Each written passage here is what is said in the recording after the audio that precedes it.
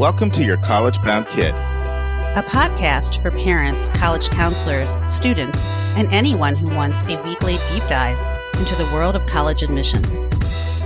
My name is Julia. I was an admission officer at Haverford College, an outside reader for Emory University, and I currently work as a school-based counselor at a school in Massachusetts.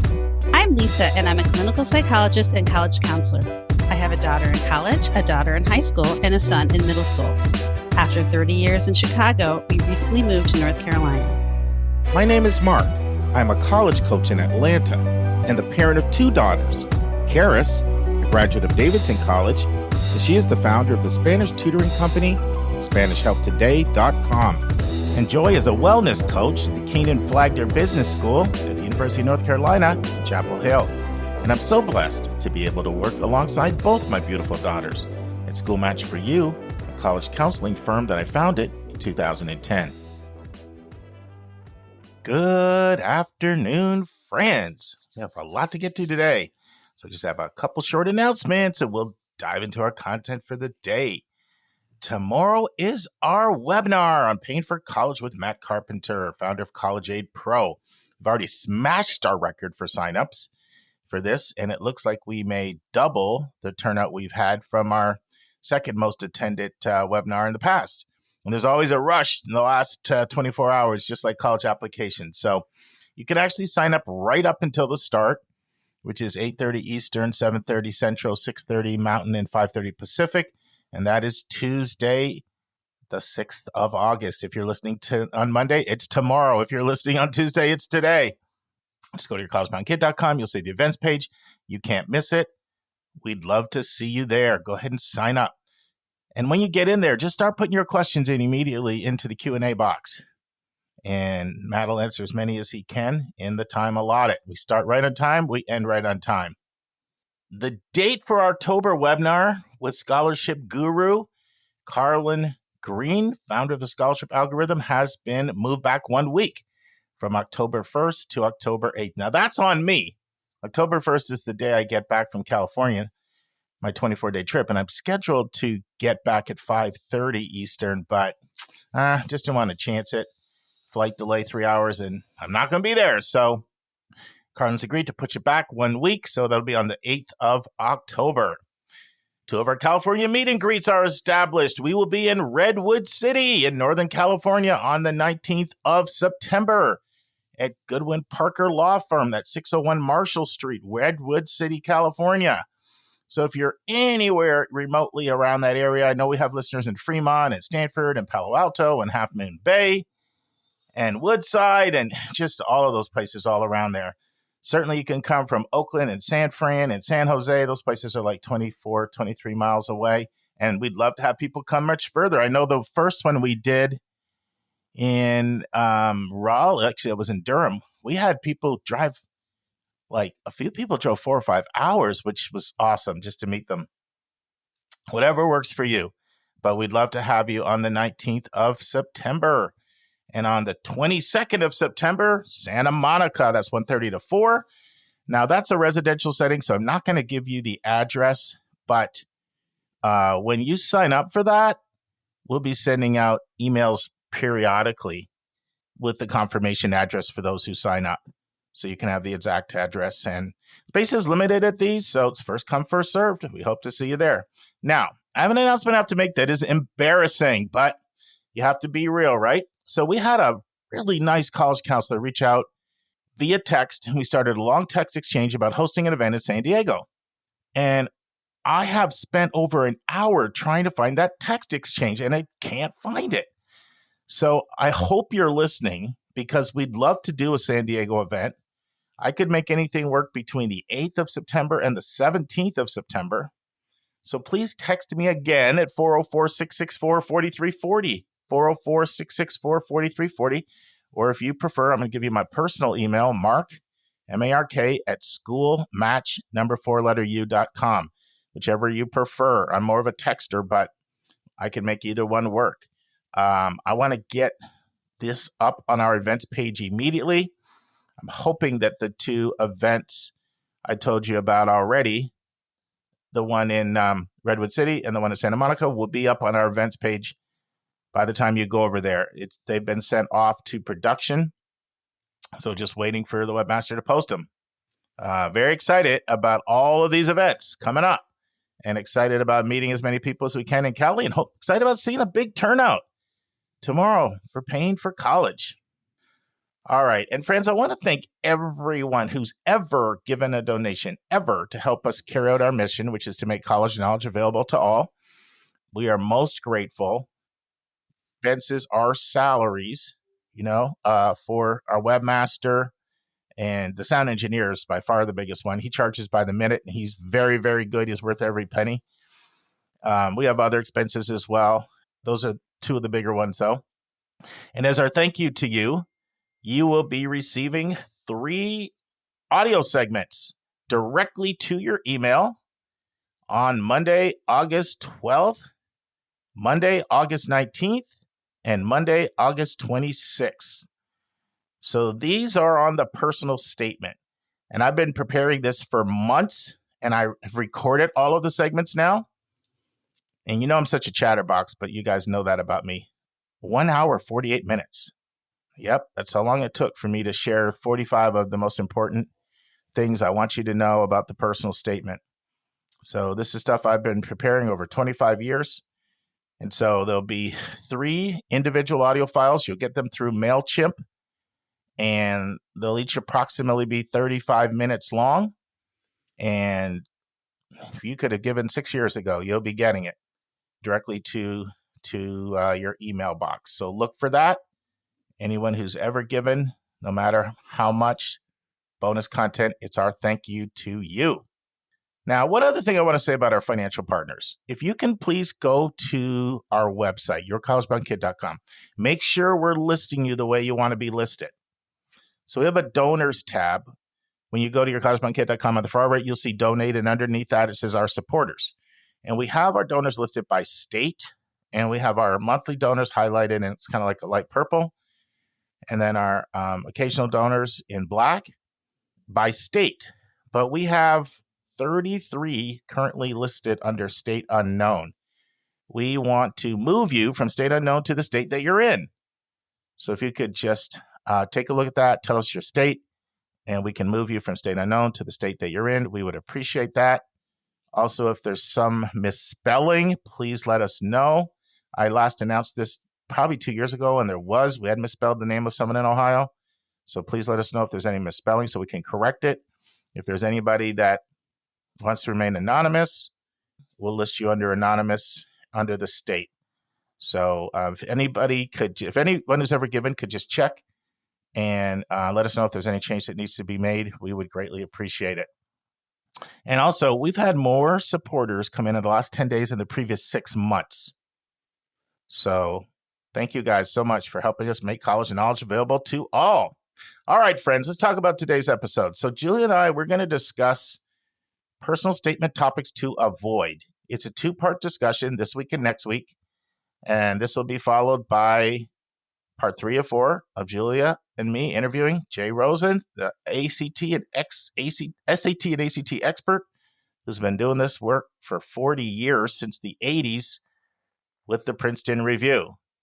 All right, without any further ado, let's dive right in. Next voice you'll hear be me talking with Julia about personal statement topics to avoid.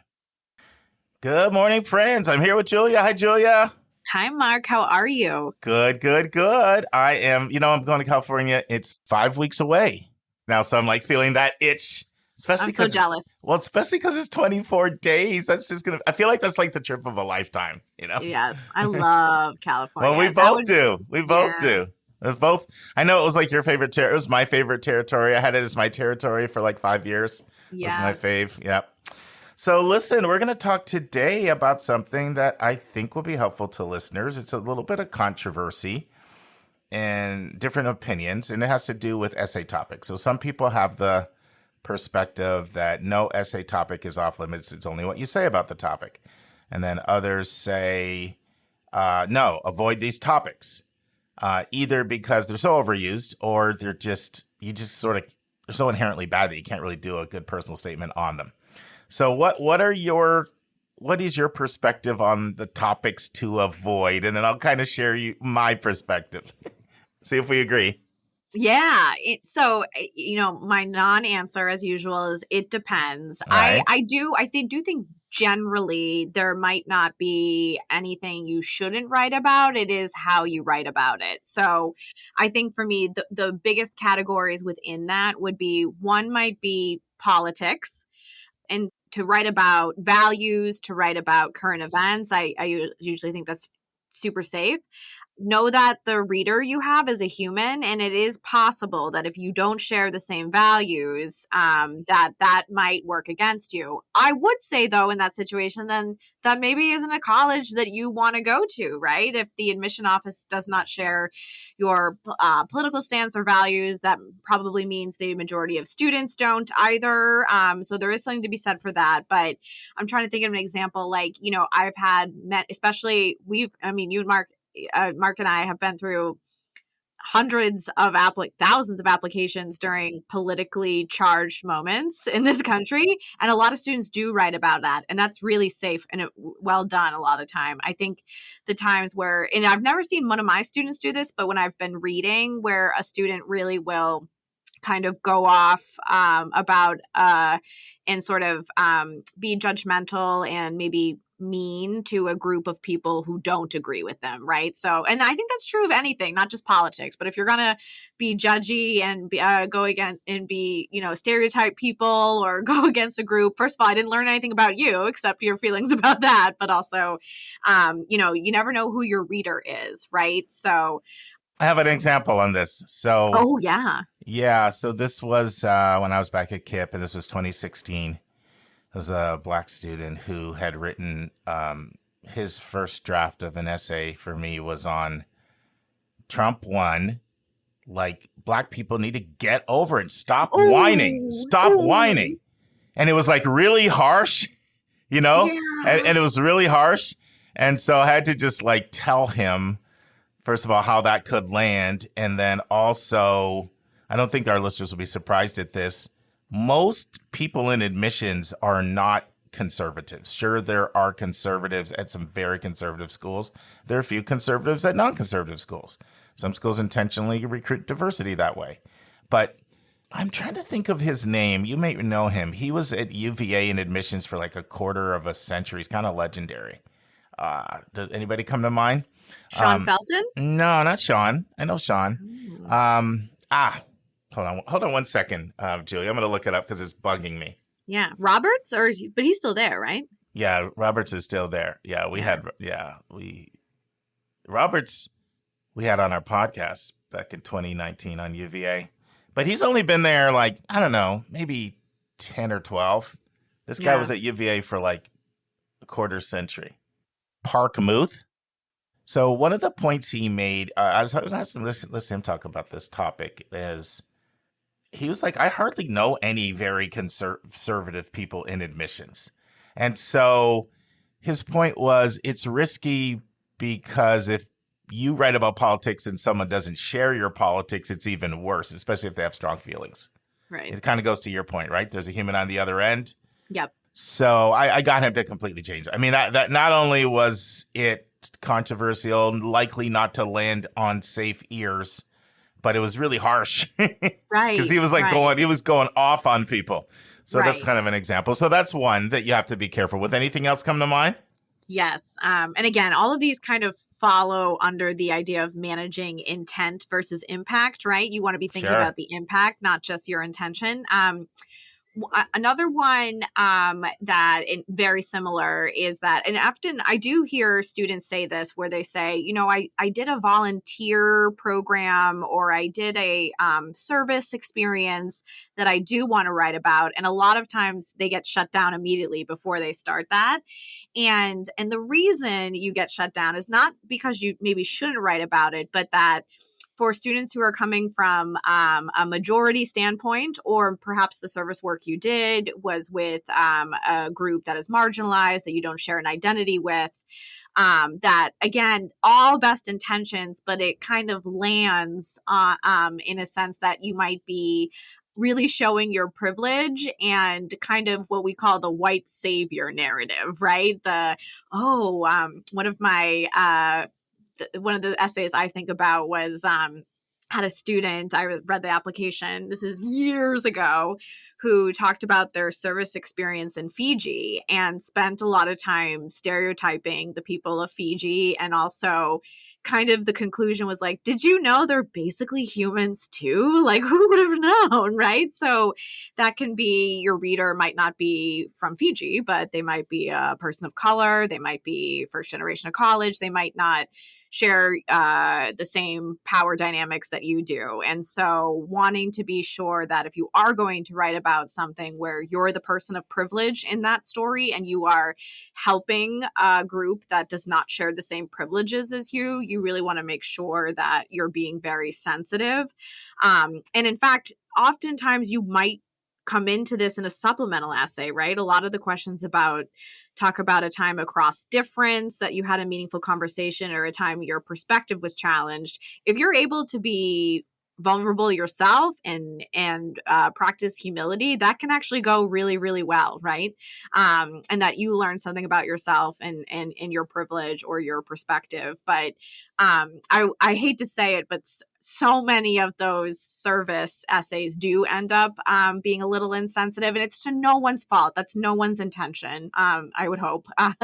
But that is why, sort of like, if you choose to write about politics, if you choose to write about a service experience where you're the person of privilege in that, I might just make sure you run it by someone who can really look at it for sensitivity and how it might land on someone. Even, for example, I had one student write an essay about how badly she was discriminated against being a left-handed person. And I'm not denying that it's a different life than mine. But the other reader with me had a child with Down syndrome, and that didn't feel good for that person to be like, well, there's a spectrum of disabilities out there, and for you to very vehemently say you have had a very traumatic and disadvantaged life compared to some other folks with other disabilities. Well, that wasn't the person's intention. Again, you want to think about who your reader might be and what kind of worlds they might inhabit. Julia rightfully said there is a name for this, white saviorism. There's another name for this that I sometimes hear, poverty tourism essay. And I actually heard one person call it slum tourism or ghetto tourism. So there's a few admission vernaculars for you. I went on this overseas service trip, changed my life, and wow, people can be poor and happy. I think it's an example of a couple things. I think this is when we really have to get into the nuance. A lot of times you'll hear people say, oh, don't write on that topic, and just carte blanche. And I actually don't agree. I think this is one of the ones where it's all about how you write about it. Yep. And I was Karis's college counselor, right? I mean, obviously she had a school counselor, but I was like her main counselor. And I actually thought this was her best essay. And it was because she had been to Honduras 4 years in a row and to Kenya twice, all in high school. It was just completely so germane to who her identity was. Right. So it really would have been a disservice in some ways not to, and it is to this day. I mean, she's always like, she was just in Colombia for 10 days. She's in Mexico next week. Like this is who she is. So, but it's how you say it. It's how you say it. And then there is another thing, like to get really nuanced. There's things that don't reflect well on you when you write them, sort of going down like the white savior path. Right. There are other things where they're written about so frequently that I think the bar is higher if you're going to go on a frequently written topic, just because this also brings in that point that, that admissions people are human. And when it's like, oh, this one again, you just have to really approach it in a way that's personal, impactful, reflective, and that feels a little fresh. Otherwise, you do run that staleness and just, you run the risk of it not landing as well as it can. Right. Susan, back in 2018 or 19, I interviewed Susan for 2 hours on the personal statement, and we have all of our clients in our company listen to that as part of their training. And Susan was very strong in the fact there's no bad topics. It's all about how you approach it. And she made that point really hard. And the other thing, because sometimes you'll hear people say athletics, same thing. But one of the points that she made, there's only so many experiences people have. And you say you can't write on sports. You can't write on you start going down all of the things. If you start reading all these blogs on you can't, there's almost like no topics. Right. But there are a few topics, though, that I believe are not advisable or really hard to pull off. So a couple that come to me, and this came up at SACAC this year. I was attending a panel on an essay writing topic. There were 4 admissions people there. I personally have never had a student do this topic, but they said, all 4 people said, I've never read a good essay ever on bodily fluids. Oh, yeah. In fact, those are the ones I remembered the most. And when I get together with my admissions friends, those are the stories we tell. And for people that are wondering, what are you talking about? Well, like one example is the person that was trying to emphasize how enraptured they were with the lecture because they love the topic so much that they just peed in their pants. And they thought they were making a case for, look at my incredible love of learning. It just does not land well. And you can imagine, we won't go in all the other examples of different bodily fluids ones, but I agree with that. Like, do you remember reading them on that topic, Julia? I've read some this year. Yes. So you did get some. I listeners, feel good about yourself. If you are flabbergasted by this, I would say I read at least 5 to 10 each year and that would be a mild version. It's usually a lot. Would you agree that they've never been good? I've never had a good one. Yeah. I even argued once for like an hour with a college counselor at a high school in Los Angeles about the intention, right, of the student, which was he was actually likening I'll try to share this in a way that doesn't gross anyone out. He was trying to talk about the stress and relaxation of the college process as to other body functions that might require stress and relaxation. So it was an extended metaphor about sitting on the toilet. Yeah. Guess what? That student was a recruited athlete. We said no. There you go.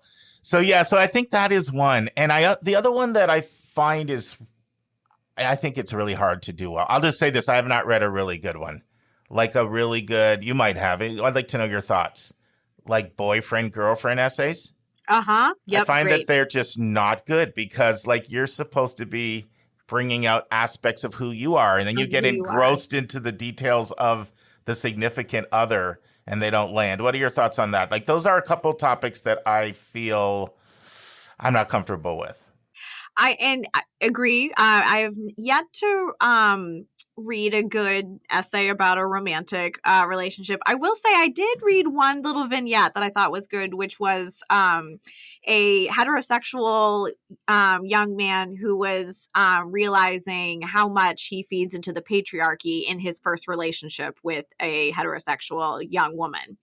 And that was okay because that was about him examining his own masculinity rather than, oh, here's my relationship with my girlfriend, which also not so much. This does not happen super often. But another concern I have with writing about someone else and your relationship with them can always fall into, did you tell us about the other person and not yourself as well, right? So you also, this happens a lot with maybe like a grandparent death, which might be monumental in a child's life. And you should write about that if you want to.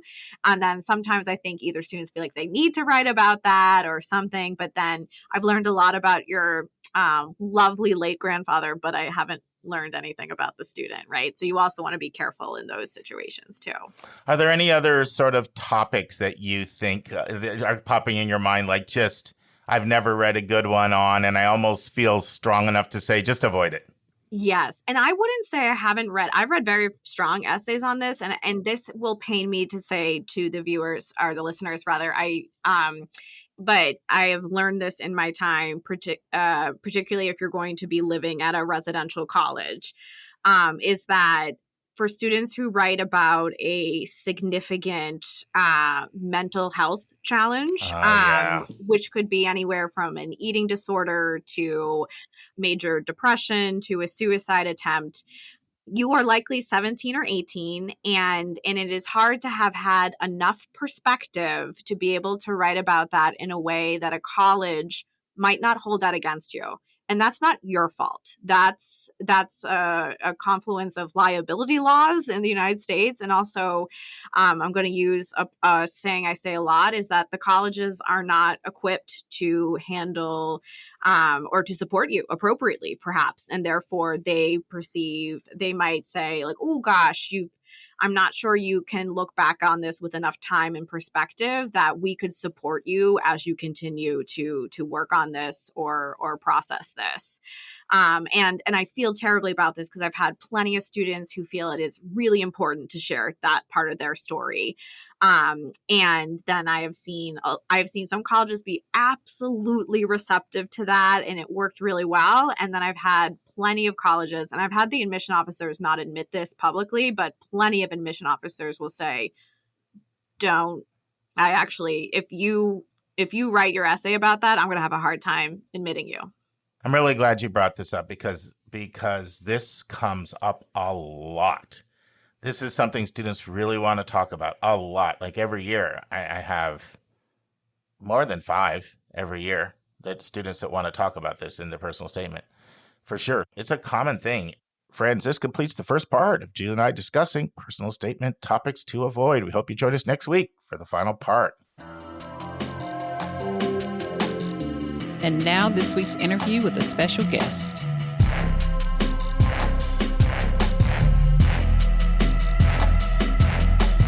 Friends, in part 3 of the interview Julia Esquivel and I did with Jay Rosner, we start out by returning to challenging Jay's perspective on some thorny issues around standardized testing.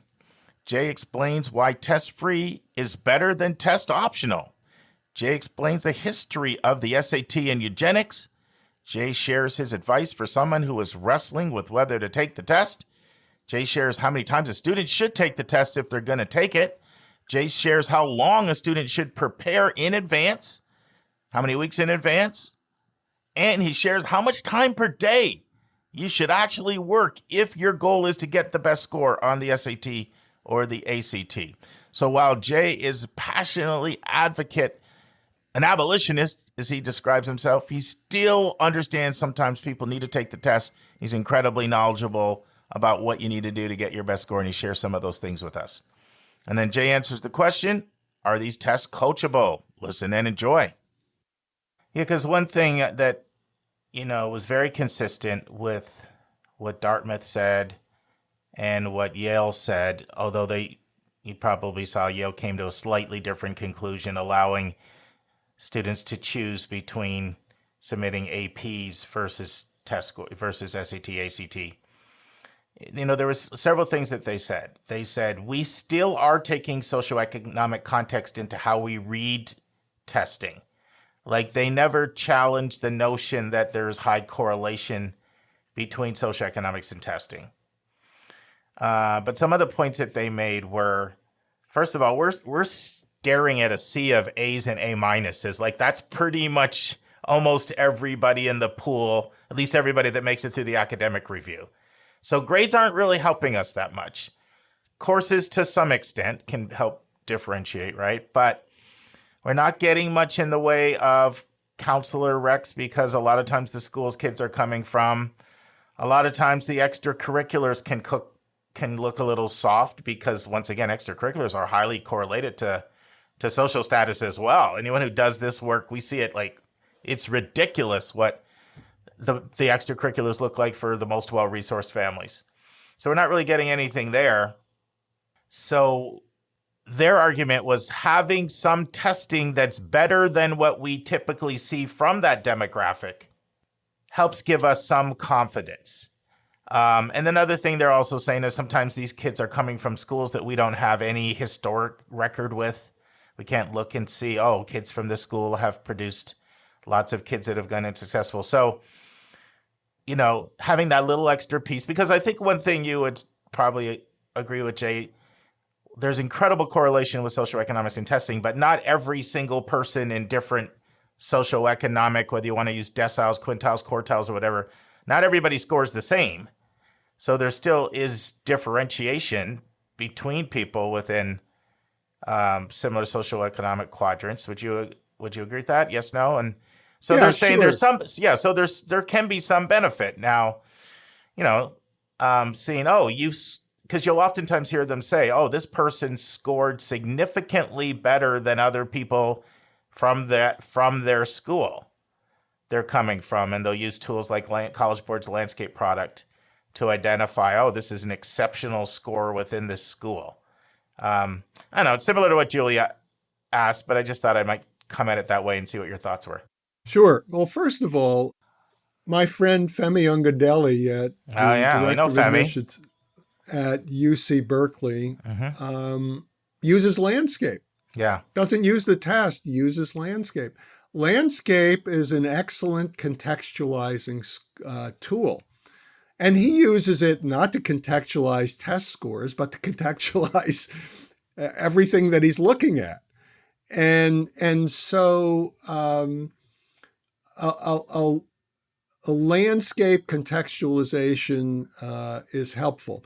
Now, admissions officers have always used socioeconomic status as a contextualizing mechanism, but not with knowing the exact impact of that on the test score, which would probably diminish their significantly, if that research were done for their school, probably diminish significantly the weight that they would put on a test score if they had one.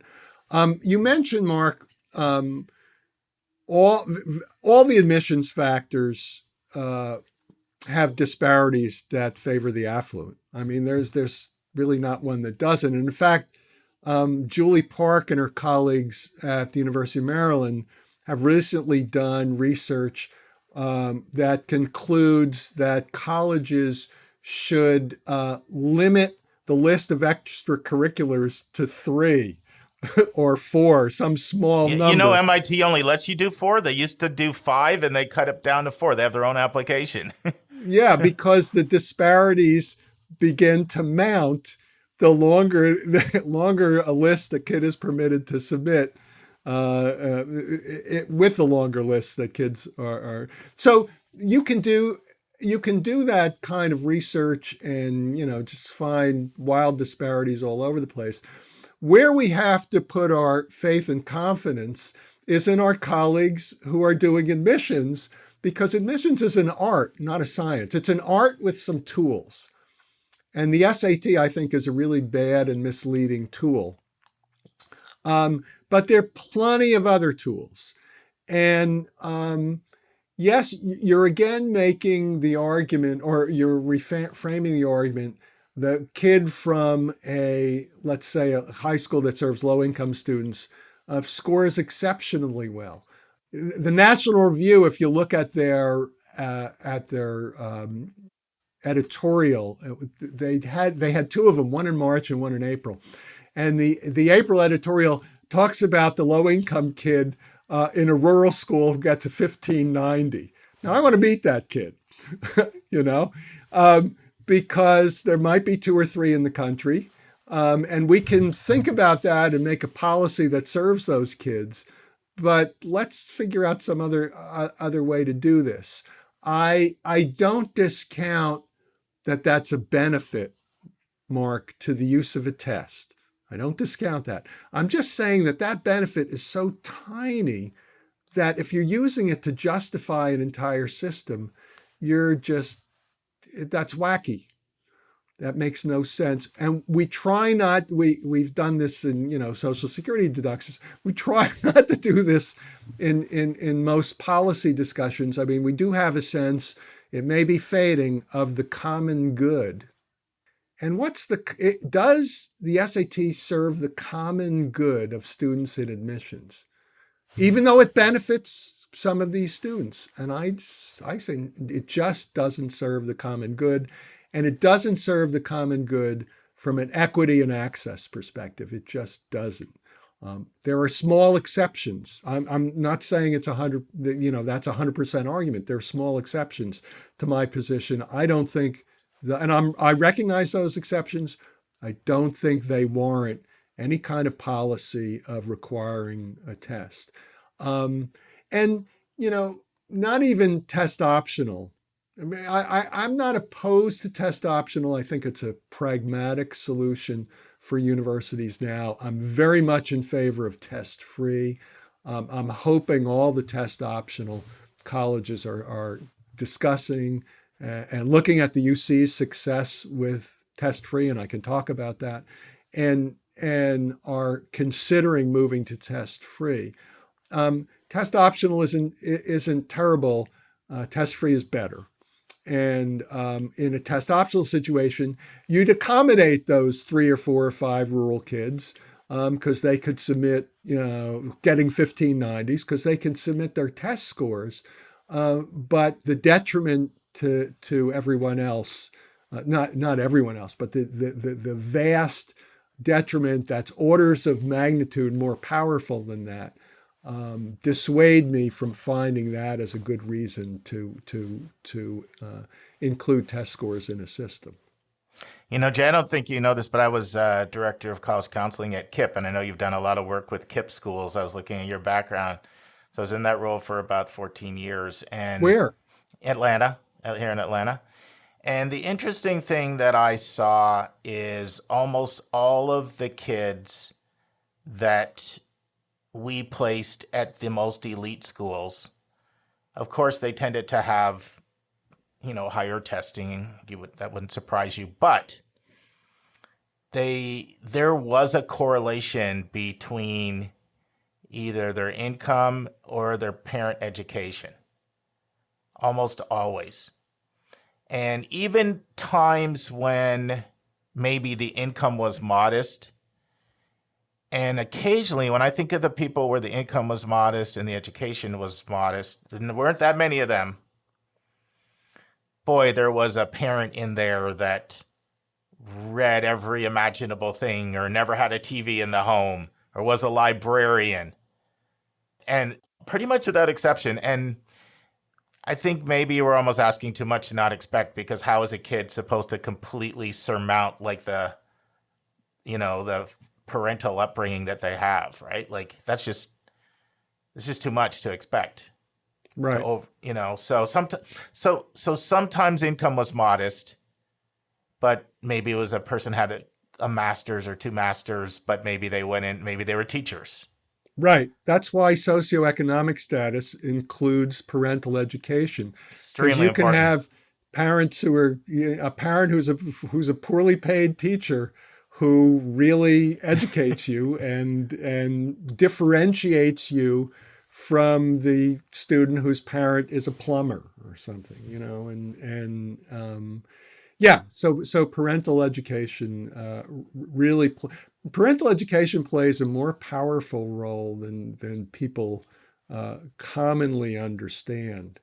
I totally believe that. So let's talk about, Jay, when do you recommend somebody take the test?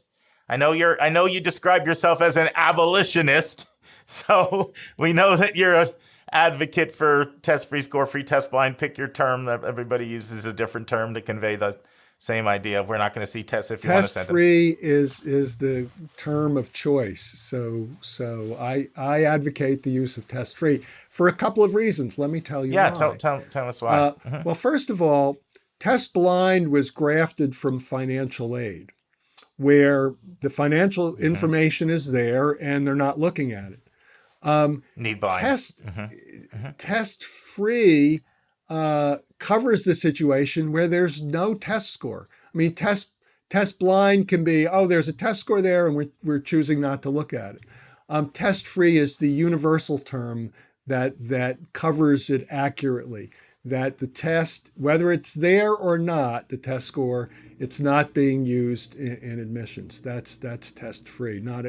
Also, I actually did some inquiry into the sight disability community, and some folks are bothered by test blind or that use of the term, and others aren't. And some use the term score-free. Do you see that as the same? Test-free, score-free is the same? Because you'll hear all three. Score free is okay, is closer, but I think test free is still better. But the real reason for test, so this is a reason that I'll only talk about. Pretend you haven't heard it here. I'll talk about in the coming years. When test free is really gains some momentum, and one thing we haven't talked about is eugenics, because the developer of the SAT, Carl Brigham, was a eugenicist, and the eugenicists love tests like the SAT. And in fact, Carl Brigham and his colleagues would be very happy looking at the disparities in SAT results today. It's accomplishing their purpose. So the real reason to use test-free is in a couple of years, we'll switch to eugenics-free. And then the other alternative is eugenics optional. So somebody's out there and they're listening.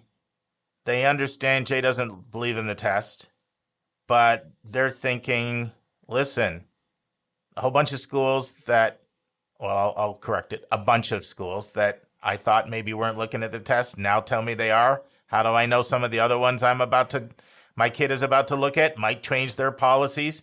I feel like I need to take the test. When do you recommend somebody takes the test, or what's your advice to someone who's trying to decide whether to take the test or not?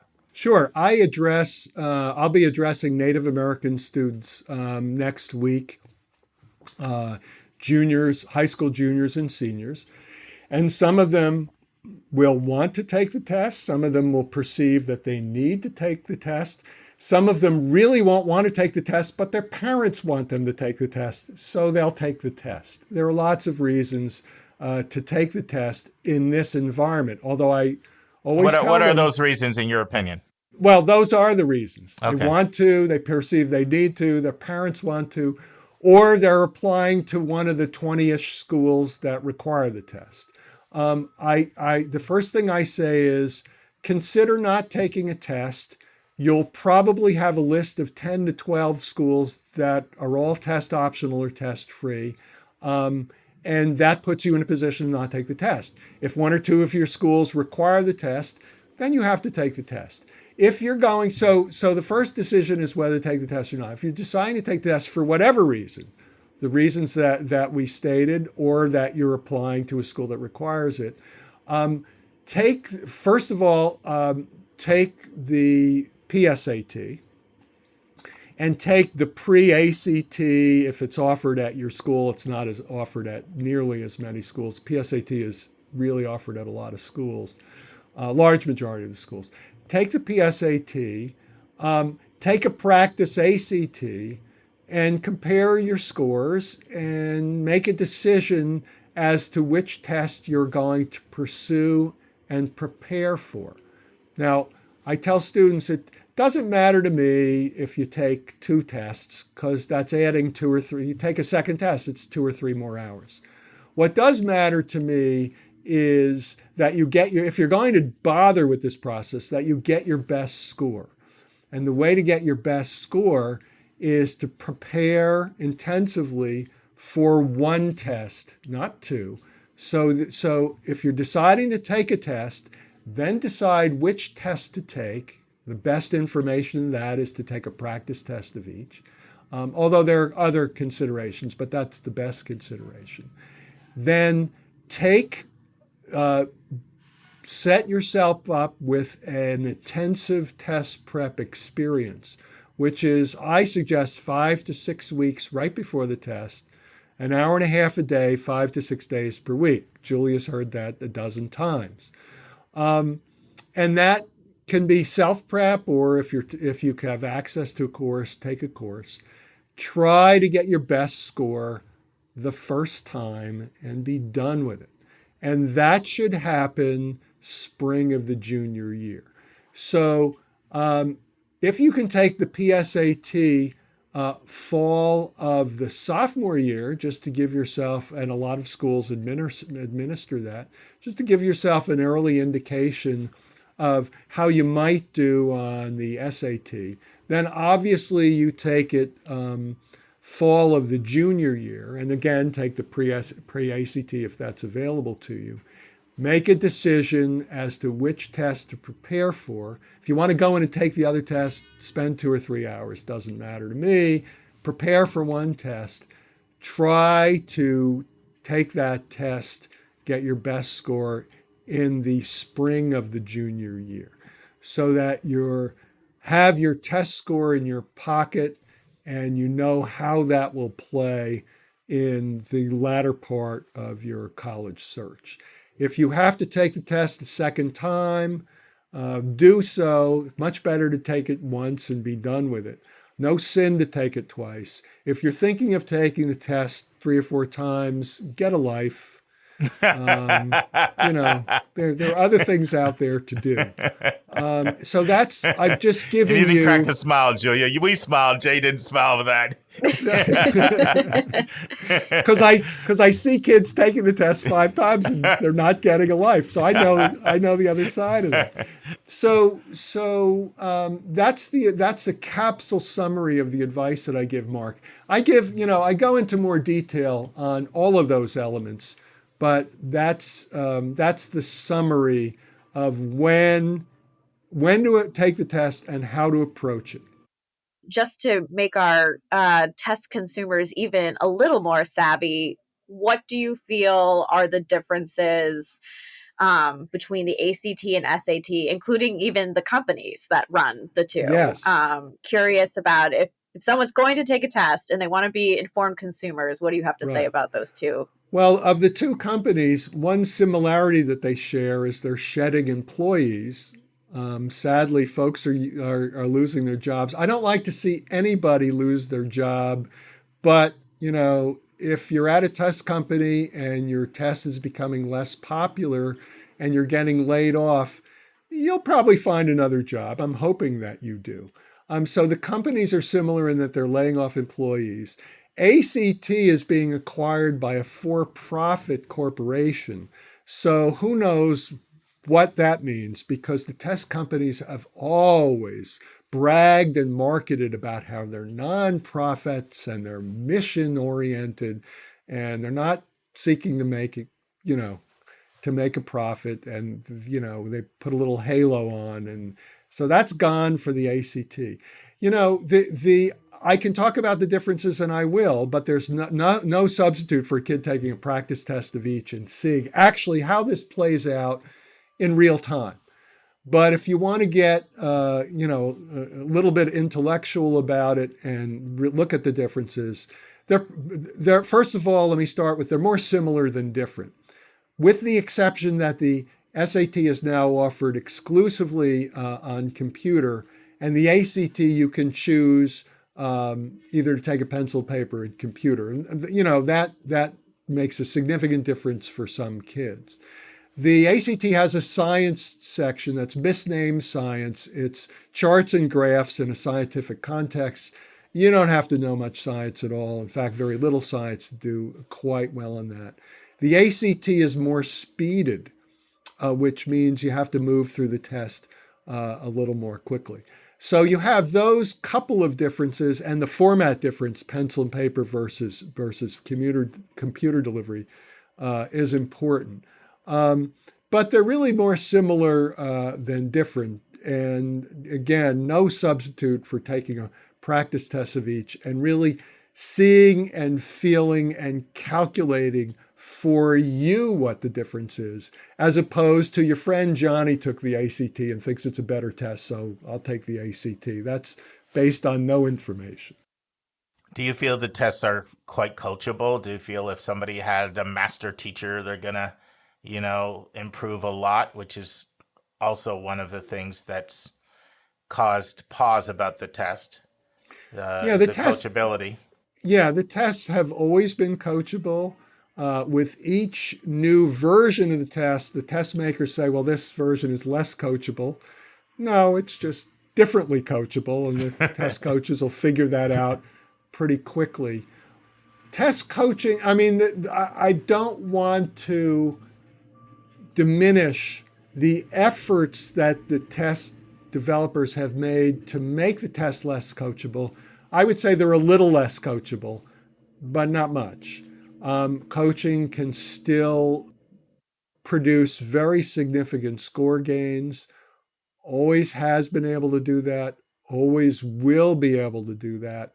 And access to high quality coaching is another disparity in testing that's, like the disparities in test scores between groups. It's just an unfortunate disparity. But what I tell the Native American kids that I speak to, and low-income kids of all races and ethnicities, and kids with disabilities and rural kids, is do the best test prep that you can possibly do. Try to hit a 5 to 6 week time frame if you can, because if you hold up a test prep book, it's like 2 inches thick. That's not 3 days work. That's 5 to 6 weeks work of really intensive practice, learning new ways to do the questions more quickly. And the sad thing, there's so many sad things about testing, but another sad thing about testing is there's such a premium on speed.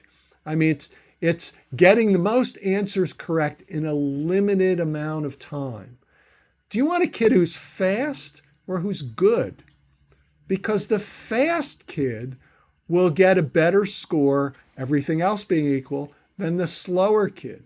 But the slower kid might be really the kid you want, who thinks more deeply, who'll come up with more creative solutions. And the test, of course, not only doesn't test creativity, but if you want to get creative when you're taking the test, your score's going down. You want to be a machine when you take the test. And so the test produces, I could talk endlessly about all of the negative attributes and behaviors that the test involves and encourages. Friends, this concludes the third part of our interview with Jay Rosner. We hope you join us next week for the final part. Friends, on Thursday's episode, we'll have 3 questions for a listener for you this time. That's right. We're trying to get caught up as you send them in. And then we'll continue the interview with Don Hostler and Stephen Bird, looking at enrollment management, the invisible hand behind so many decisions, and how it's influencing admission offices. That'll be part 4. And then we'll have the final part of Lisa and me discussing the University of South Carolina for our spotlight. So we hope you'll join us on Thursday. And friends, remember, it's not where you go. It's not where you go to college that matters, but it's what you do when you get there, and it's what you do when you get out of there. That is what will determine how successful you are in your career. See you on Thursday, friends. And that's our show. A big thank you to you, our listeners, for tuning in this week. If you find this podcast helpful, please follow us, and you'll get every single episode as soon as it is released. If you're interested, there are a few ways you can really support our podcast. You can click the share button and send it to your friends and acquaintances. You can help us pay our staff and our expenses by donating on our website. You can write a review for us on Apple or Spotify. I'm the producer of the podcast, but we have a fantastic team of 15. Shout out to our co-host, Dr. Lisa Ruff, Dr. David Williams, Linda Depker, Susan Tree, Vince Garcia, and Julia Esquivel. And to our substitute co-host, Sylvia Borgo. Our sensational sound engineer is Nemanja Motvich. Our amazing music is from Victor Allen Weeks. Marketing designs are from Kimberly Blass. Lily Parikh manages our Instagram. Our image editor is Talha Khan. Joy Stucker does our website episode updates. And our webmaster is Stalianos Dimitriou. And if you want to have a coaching session with Lisa, Linda, or me, just text me at 404-664-4340. If you have a question you want us to answer, or if you have a recommended resource or article you think we should discuss, Just send it to questions@yourcollegeboundkid.com. Our favorite method is for you to record your own voice at speakpipe.com/YCBK. By the way, check out our website, where you'll find lots of content that is not on any podcast app. Our website is yourcollegeboundkid.com. If you want to learn about other hot admissions topics, follow us on Twitter at YCBK Podcasts. We think of you as our listening family, and we look forward to meeting again with you every single Monday and Thursday.